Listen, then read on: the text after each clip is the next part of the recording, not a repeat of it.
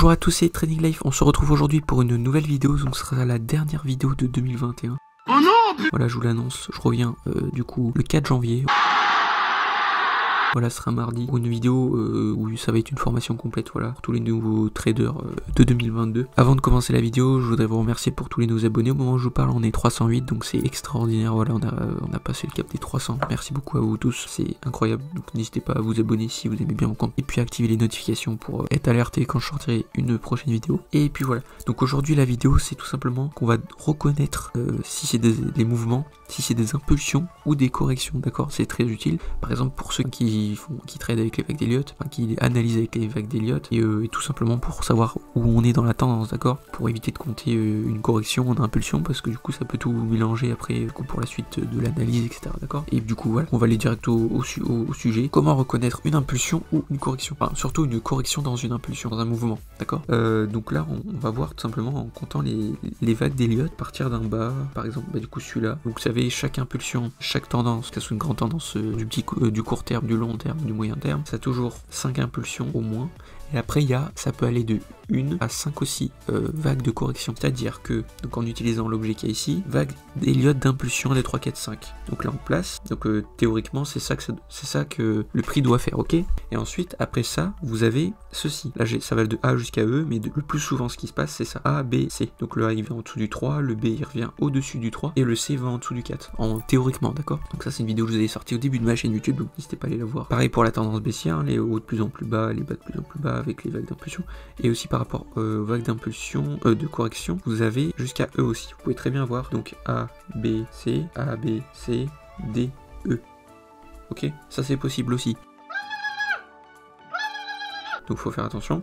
Donc en sachant ça, je vais vous laisser ça comme ça. Hop, on va compter les vagues d'Elliott. Donc à partir d'un bas ici, donc voilà, zone de range, etc. Donc on va compter à partir d'ici. On a une impulsion, une correction, une impulsion, une correction, une impulsion. Ok.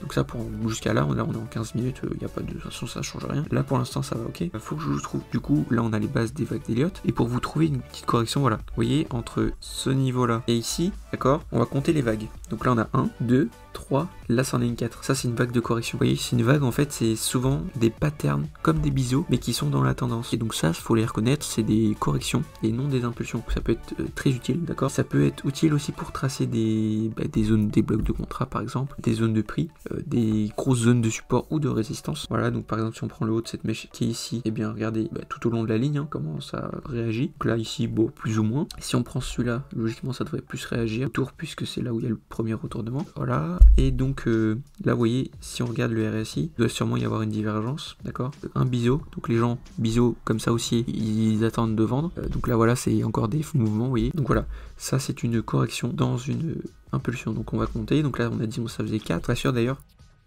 Ça fait 1, ici compression, distribution, donc on a 2, 3, d'ailleurs du coup voilà, ça va jusqu'à là, il faut le compter soit 3, 4, soit 3, d'accord. Donc si on compte jusqu'à 3 ici, ça fait 3, 4, 5, donc là ça irait, d'accord. Mais il y a des moments, vous avez 1, 2, 3, 4, bon là ça se voit pas trop, 5. Donc c'est vraiment des choses comme ça, où ça fait partie du mouvement, enfin de la tendance, d'accord. Donc là on peut le compter à 3 jusqu'à ici, mais ça peut faire office de correction aussi, d'accord. Vraiment faire attention, et donc voilà. À chaque fois les cours, au niveau des corrections comme ça fait toujours comme des canaux ou des biseaux, mais du coup dans le sens de la tendance, et non de la correction, puisque en fait vous voyez, en fait ça nous indique que si la correction elle est dans le même sens que la tendance, ça nous indique qu'il y a une grosse puissance, du coup dans ce cas là acheteuse et non vendeuse, d'accord. Vous voyez, il y a eu un essoufflement, si on va sur du 30 minutes sûrement, voilà, il y a eu impulsion, voilà, correction, puis impulsion. Vous voyez qu'au final, ça a bien été aussi, bon là il y a eu un crash, je sais pas pourquoi, c'est le 30 novembre, mais voilà. Vous voyez ici, du coup si on dit le 5 est ici, donc avec ce que je vous ai montré juste avant, et bien du coup on a le A, B, C,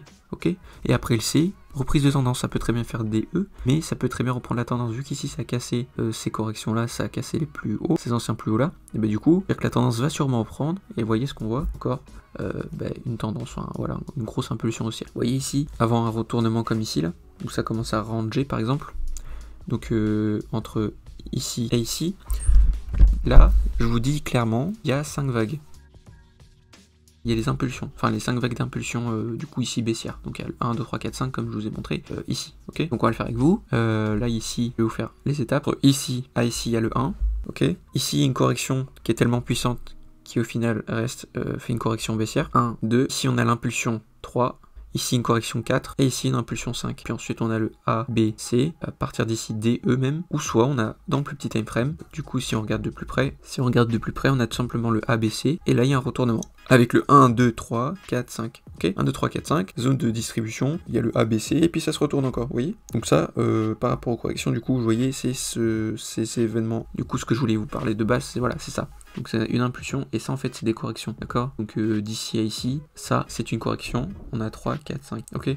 Faut vraiment compter, enfin en fait c'est visuel. Dès que, de toute façon après, théoriquement dans l'analyse technique, dès que ça casse un pattern par le haut ou par le bas, vous vendez, vous achetez, voilà. Donc dans ce cas-là, bah ici par exemple, vous vendriez soit cette bougie quand ça casse ce niveau-là, soit quand ça casse une trendline qui est ici, donc cette bougie-là à peu près, pour vendre, d'accord. Mais sinon, pour ceux qui utilisent les vagues d'Elliott, du coup au lieu de faire 2 comme ça, vous l'avez peut-être ici, mais c'est pas vraiment une correction. La correction en fait c'est tout ça.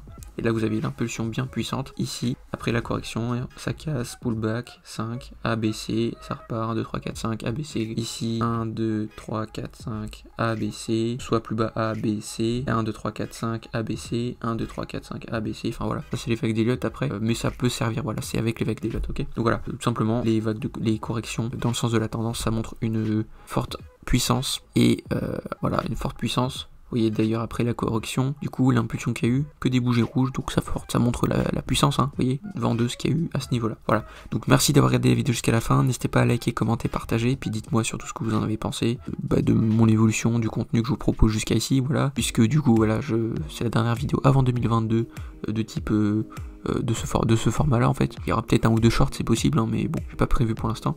Mais sinon la prochaine vidéo sera le 4 janvier 2022. Voilà, donc bonne année à tous en avance, bonne fête de fin d'année, et puis moi je vous dis à l'année prochaine, et puis allez, salut les gens, ciao, très bien, salut.